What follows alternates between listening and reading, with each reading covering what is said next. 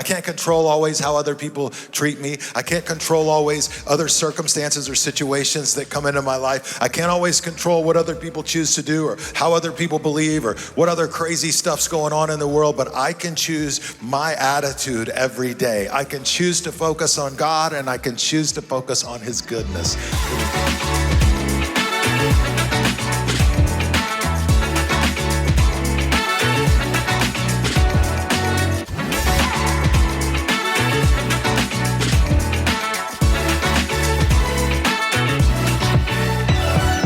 Have you here with us this weekend. Special shout out to our Central Summerlin location, our Central Kingman family. We love you guys. Central Sunrise Mountain and Aliante, thank you guys for being here with us this weekend.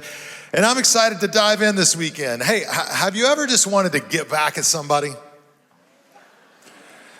I mean, when you think about it, like there's a whole entertainment industry of like payback stories, right? Movies, books, the whole thing.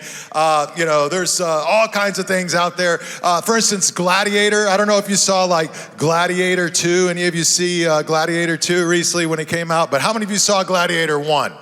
Okay, yeah, that's like everybody. There's the famous line in Gladiator 1. You remember this? Russell Crowe, "My name is Maximus Decimus Meridius, commander of the armies of the north, general of the Felix legions, loyal servant to the true emperor Marcus Aurelius, father to a murdered son, husband to a murdered wife, and I will have my vengeance in this life or the next."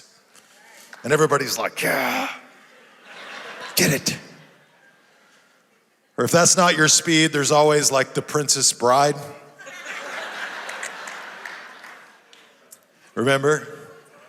"My name is Ignore Montoya. You murdered my father. Prepare to die." I want to thank Jamie right here for helping me remember that. I mean, we do live in a culture that some have described as like a revenge culture.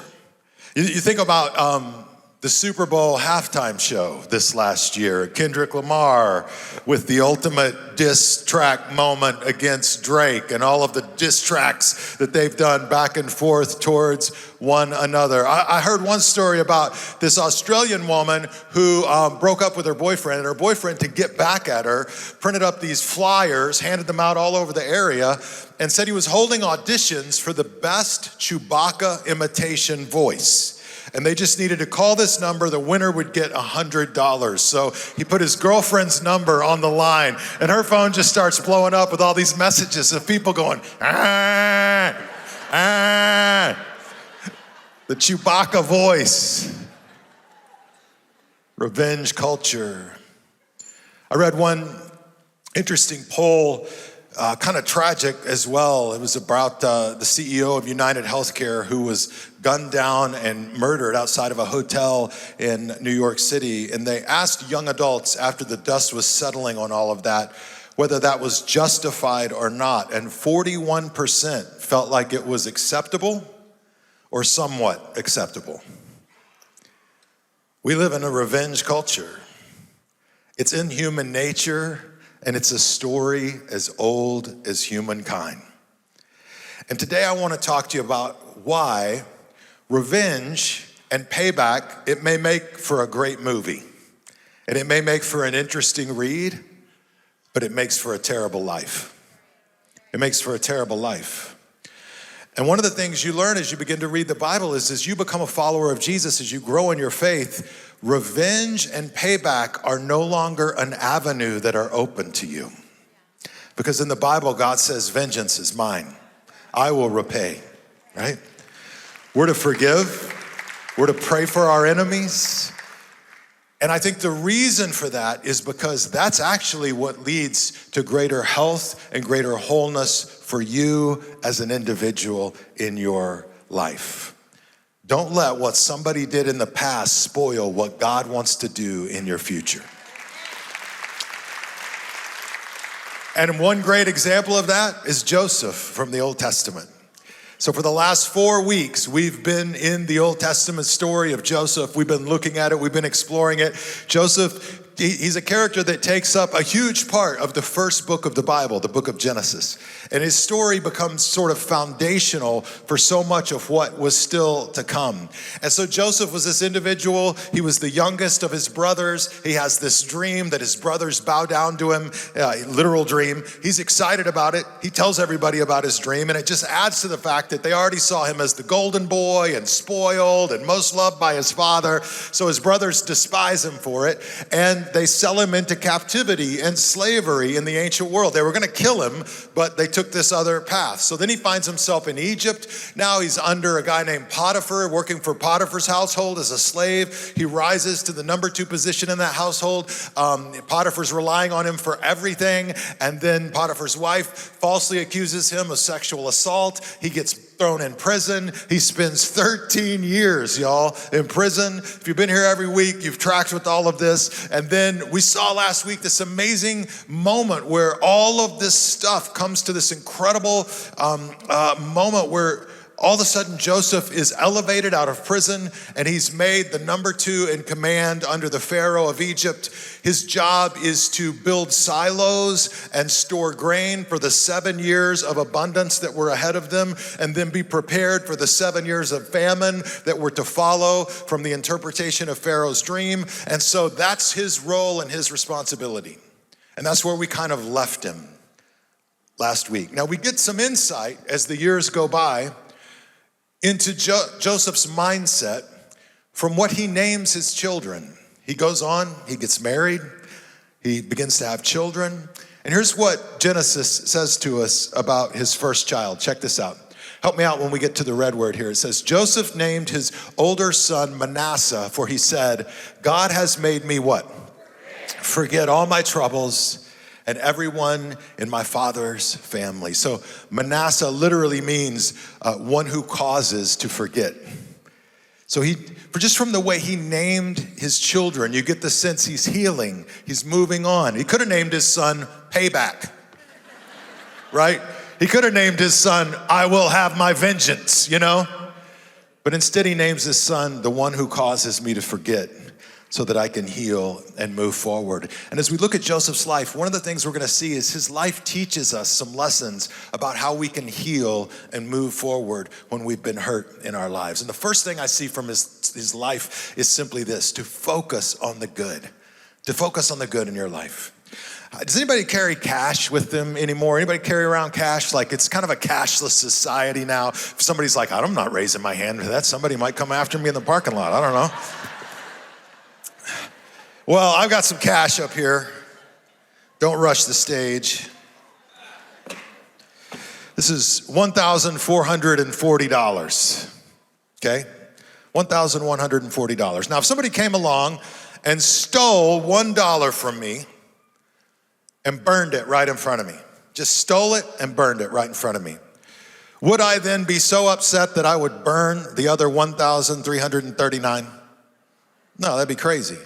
What if they came and they took $50 from me?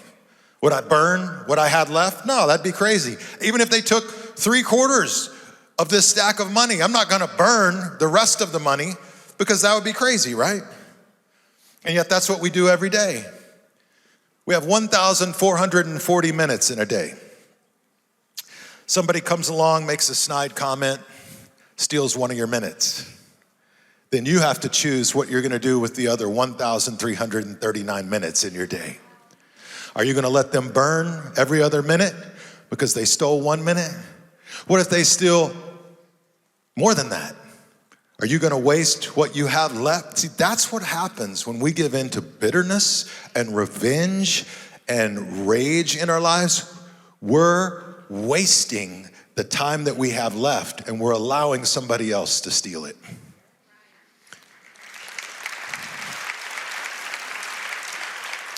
And so that person that took a little bit from you, you've now allowed them to take a whole lot more. They've taken your time, your focus, your attention, they've taken your energy, and they've just absorbed it into their lives. And a lot of times we think in our lives, hey, listen, when things get better, I'll be better. But can I suggest something to you today? In my experience, it actually works like this. When I get better, things get better.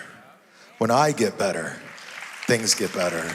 And one of the ways I get better is I focus on God and on his goodness in my life.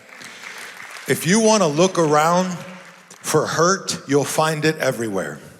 If you want to be offended, you can be offended everywhere. If you want to let somebody rob you of the minutes you have left, that's your choice. But I suggest life's too short. There are people that'll diss you. There are people that won't respect you. There may be people that look down on you. There may be people that ignore you. They may not even be real, but that's how you perceive it, right? Either way, it's real to you. And in every case, why are you going to waste the rest of the time that God has given you worrying about that and that situation? When you focus on the good, it's life-changing. And it not only helps you heal and move forward, it also helps you be fruitful. Look at what Joseph names his other child. Genesis 41:52. Joseph named his second son Ephraim, for he said, God has made me what? Fruitful in this land of my grief. It was still the land of his grief. He's still been through so much trauma. But he said, even here, God has made me fruitful. The only way you really get to fruitful is through forgiveness and through focusing on the goodness of God in your life. And now Joseph can see God's been moving and working even through it all. God's used the bad, he's used evil, he's used harmful things I didn't understand, and he's woven them together for good in my life. He's brought fruit in my life. That season that I was in is no longer the season that I'm in now. Some of you are in a tough season right now. You're hurting, and can I just remind you today, the season you're in now is not the season you will always be in. The season where it's hard and you're struggling and you don't have answers is not the season you will always be in. My wife's been doing spring cleaning around the house. Somebody pray for me. And so in the spring cleaning, she's like, we got to look at all these pictures. We got all these, because we're old people. We have photos before everything went digital. We got all these photos everywhere, before like all the digital photos, and we got to get them scanned in or whatever. So I'm looking through all these pictures and all the years flying by, and I'm looking at like a younger version of me and thinking of my fears, my concerns, the things I was worried about then. Thinking about the faithfulness of God as I look at those pictures. And I'm reminding myself the same God who was faithful through that will be faithful through whatever is to come. He's faithful. These are the lessons Joseph has learned, and God has made him fruitful. Chuck Swindoll once said that life is 10% what happens to you and 90% how you choose to respond. Even like modern day happiness research kind of backs this up. It suggests that your happiness level, only 10% of your happiness level is actually directly connected to your circumstances. And we tend to think everything is about our circumstances, right? Everything is about what happens to us. But I think Chuck Swindoll is right in that the majority of life isn't about what happens to me, it's how I choose to respond. Look at Joseph. Sold into slavery, finds himself falsely accused and in prison. And again and again and again, he chooses to respond in such a way that allows him to thrive and be fruitful. And here we see he's fruitful even in this situation. Our attitude, that sense of focusing on the good, it's like the one thing we can actually control, right? I can't control always how other people treat me. I can't control always other circumstances or situations that come into my life. I can't always control what other people choose to do or how other people believe or what other crazy stuff's going on in the world, but I can choose my attitude every day. I can choose to focus on God, and I can choose to focus on his goodness. And we live in a culture that is addicted to bad news, and that's why I'm committed as we look at God's word each week. When you come to Central, you're going to hear the good news of Jesus Christ and what he came to do for us. That's what our world needs. It's good news. We got to focus on it. And we could do it in so many simple ways. I was at the hardware store this week. I had to get a box for some stuff I'm mailing. And every time I try to do a project or get some things together, I always have to make a trip to the hardware store. Isn't that how it always is? You never get away without making at least one trip, right? So I go to the hardware store, I go in, and of course they don't have the box that I need. And I'm standing there and I'm like, And then I thought about this message. And I just said to myself, focus on the good. I don't have to get a new box if I can just buy this wrap and wrap the old cruddy box again and again and again and again and duct tape it and everything will be fine. And that's exactly what I did. Focus on the good. You go to the grocery store, they don't have your item, man. You can choose to get bothered or frustrated or upset, or you can just look around and be thankful for the thousands of items they do have that you didn't hunt, kill, or prepare in any way.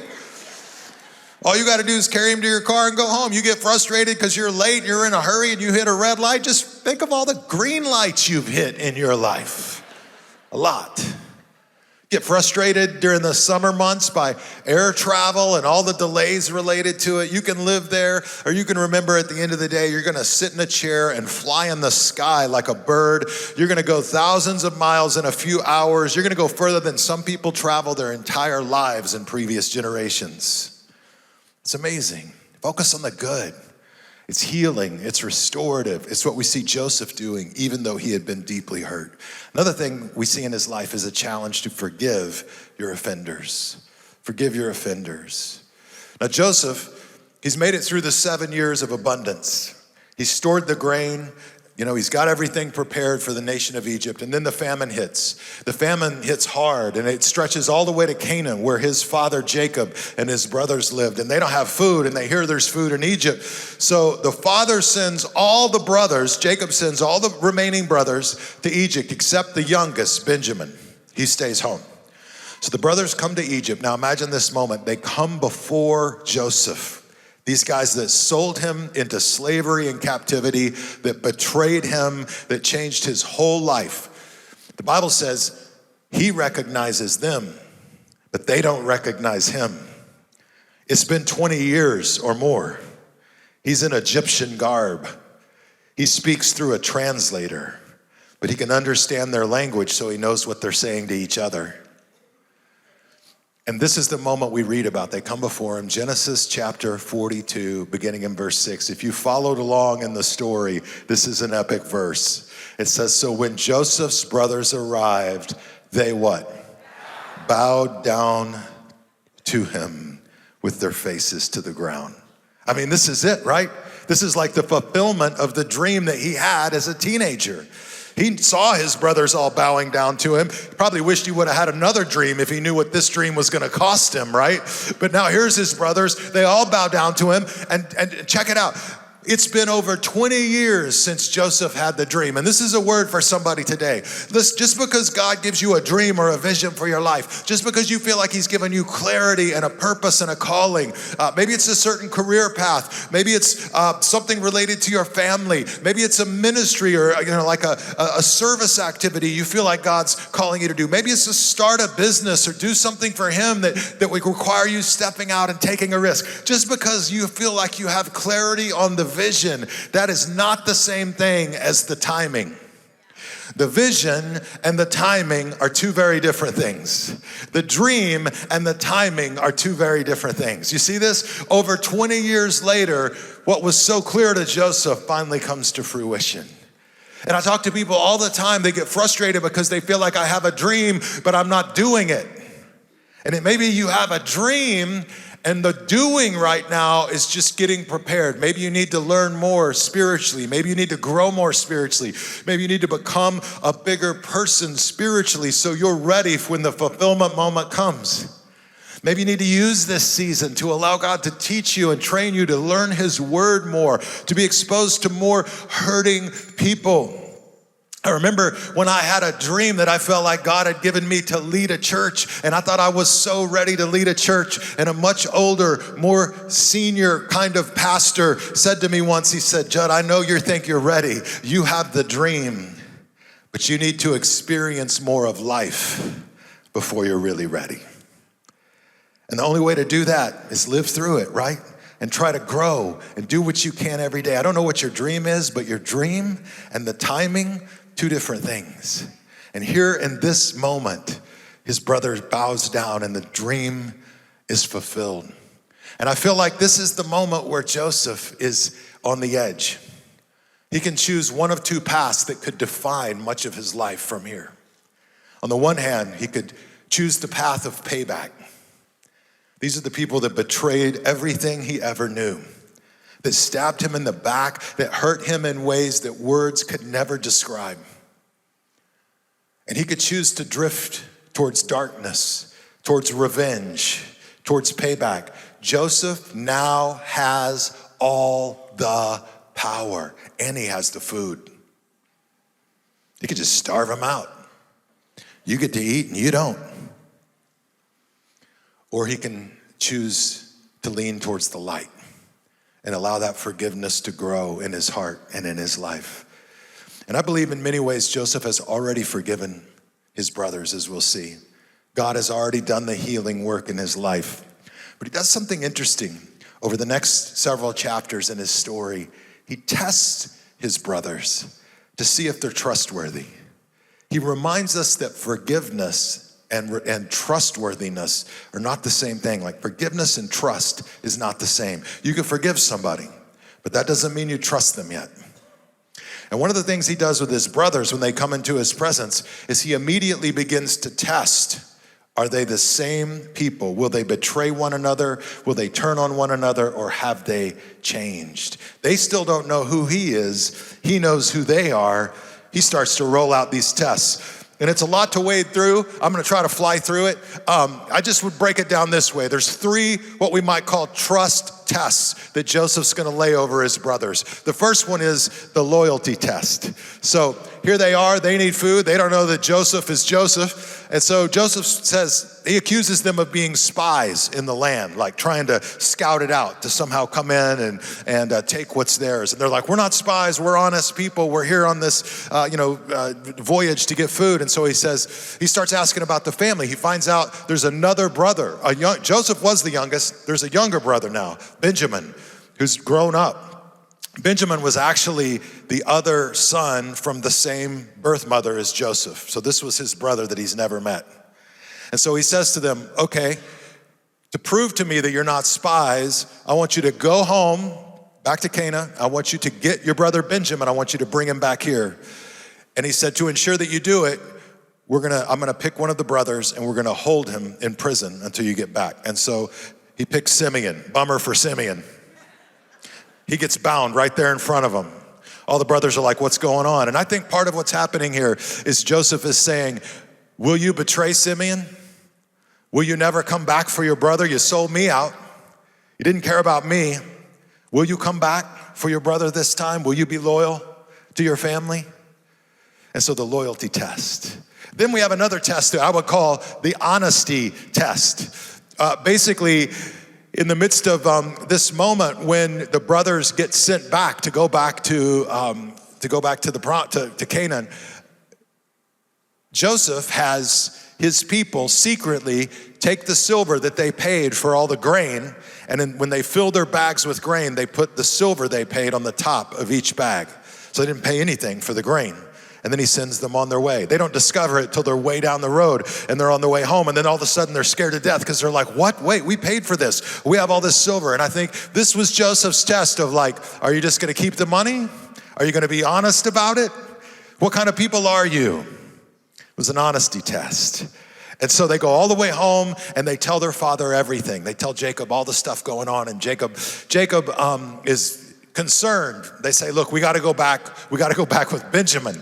And I think Jacob remembers the last time he sent all the brothers once together with the youngest Joseph. The youngest didn't come back. And so Jacob's not down with it. He's like, no, I can't do it. He says, I've already lost one son. If I lose one more, he says, this white-haired old man will be dead. He says, I can't handle it. And so they wait until the food gets scarce again and there's no other options. And Jacob says, all right, go back. But he basically sends all these gifts and all of these resources to make a double payment for the grain they accidentally didn't pay for. So the brothers come back and we face this honesty test moment. They come before Joseph again and they're honest about the fact that they thought they paid for the silver, but there was extra silver in their bags, and here's the silver back, as well as extra double payment. And then they brought Benjamin with them to free Simeon. So they passed the loyalty test, they passed the honesty test, but then we got one more test, and that's what we might call the responsibility test. And when all of it's done, they all go to dinner that night. Joseph has this amazing dinner for them. I don't know what game Joseph's playing, but he has the servants serve his youngest brother, Benjamin, 5 times what everybody else gets. Just see how the brothers react to that. Anyway, then we have this test of responsibility. As they're about to leave, they've got their grain, they're gonna go back home. Benjamin's with him. He has one of his attendants place his cup in Benjamin's bag, among Benjamin's things, and they find it. And so they accuse him of stealing his cup. And basically Joseph says, Benjamin now must be my slave for life. Sound familiar? How are the brothers gonna respond to this? Are they just gonna give him up? Are they just gonna walk away? And interestingly, it was Judah who was the first one. If you read through the earlier accounts when Joseph gets sold into slavery, Judah was the one who was sort of the ringleader of it all. It's Judah who steps up. And Judah says, take my life. He says, I give my life for his. Set him free. I will be your slave for life. And so they pass the responsibility test. You say, what is going on with all this? That's a lot, right? I think he's trying to figure out who he's dealing with, because it is one thing to forgive somebody who has hurt you deeply, and it is another thing entirely to trust them again. Somebody needs to hear this today, because a lot of times forgiveness gets kind of used against Christians by other people. They'll burn you or cheat you, and then they'll say, I'm sorry. And then they'll say to you, you're supposed to forgive me. Aren't you a Christian? Or they'll cheat on you and they'll cheat on you and they'll cheat on you. And every time they come back and they say, I'm sorry, you're supposed to forgive me. And sometimes what they're implying is that forgiveness and trust are the same thing. They're not. You can forgive somebody and never trust them again. You can forgive somebody and have a boundary in your life where you say, look, man, I'm gonna lose your number. Right? You can forgive somebody and still basically live your life in a healthy, holistic way without letting that toxicity continue to drain you. Listen, forgiveness doesn't mean you continue to allow toxic people to run havoc through your life.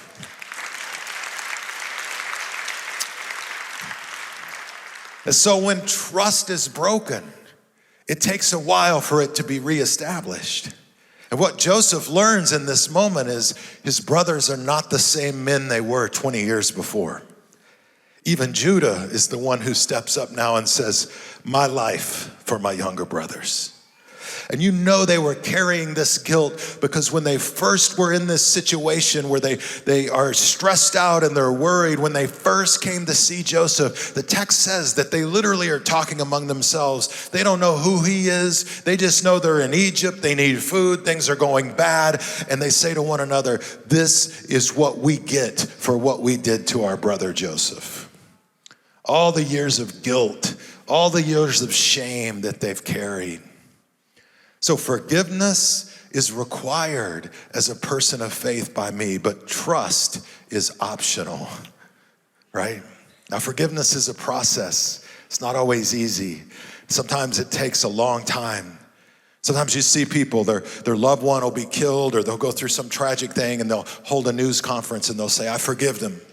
And that's an amazing start, but they haven't even felt the blow yet, right? Ask them in a year, or 5 years, or 10 years. It's hard. It's a process. You gotta forgive and keep on forgiving.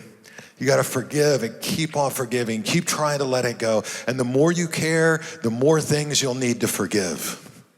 The more often you'll get hurt, right? And just another thought for you today as I become older. I think forgiveness sometimes gets harder as you get older.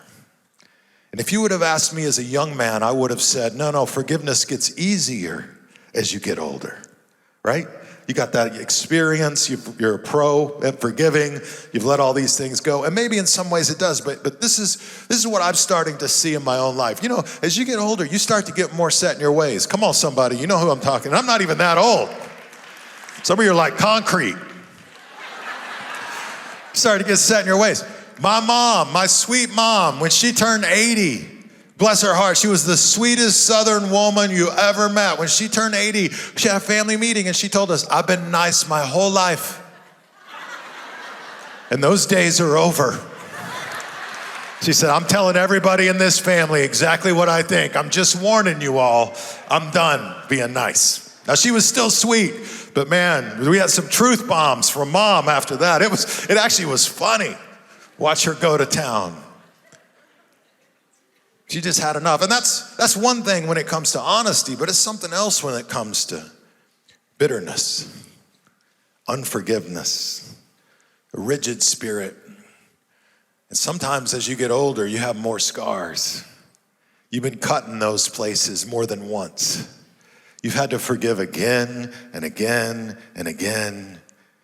And it can get easy to just get lazy about forgiveness. And can I just suggest, whether you're young or whether you're old, we have to keep fighting to forgive for our own sakes. The Bible says anger is how the devil gets a foothold in our hearts. Any climber knows that you want to get a foothold so you can climb up higher on the mountain. Anger, bitterness, that's how the devil wants to get a foothold in our hearts, and he can then turn it into a stronghold in our lives, and he can cause us to be angry, bitter people, burning away our 1,339 minutes of every day because somebody took a buck, losing the gift of all that God has given us. So Genesis 45:4, we have this amazing moment. Let's read it together and then we'll talk about it. Here's what Joseph says. He says, please come closer, he said to them. So they came closer.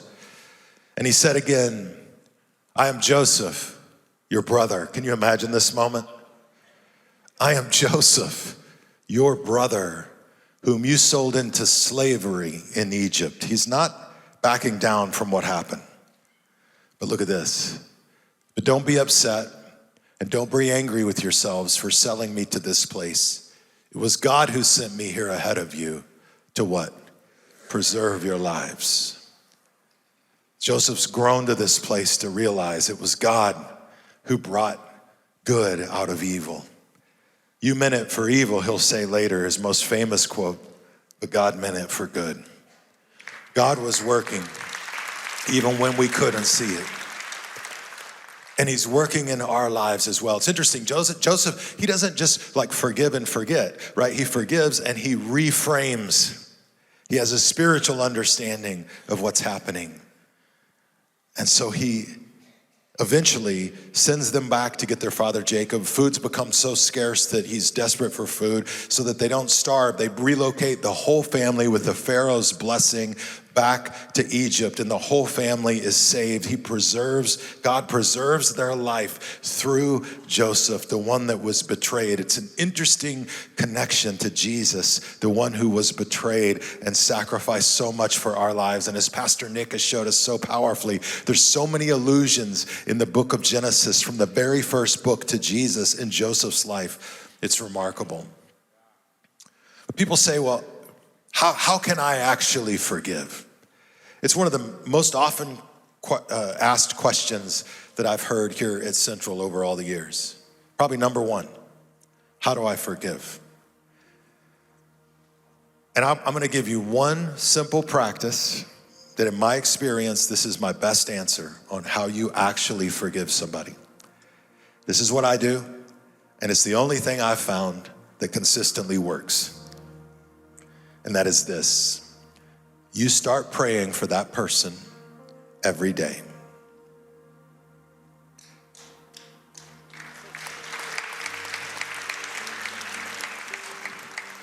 Not everybody's clapping. You start praying for them every day. You pray whatever you can for them. It doesn't always mean you're like, God bless them, pour your blessings out on their life. You know, sometimes you're like, God, give them what they deserve. I'm not above praying like, God, may the traps they lay come back on themselves. Like the psalmist is always saying, like, God, the evil they intend, may it come back on them, right?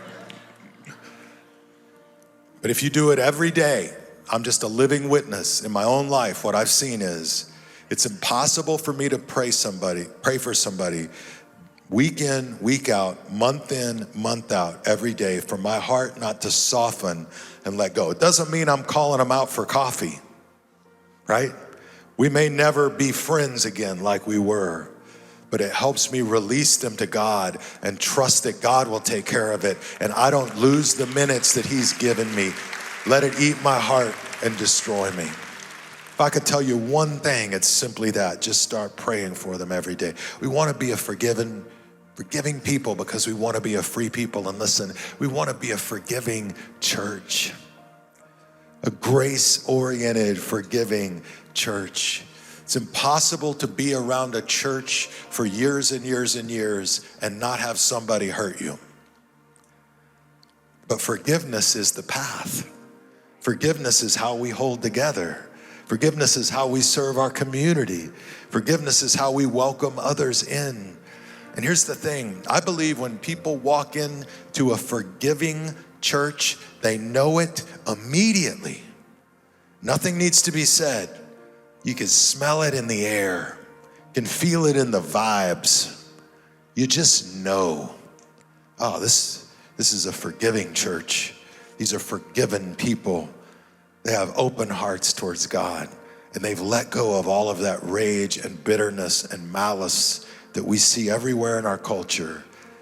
This feels like love.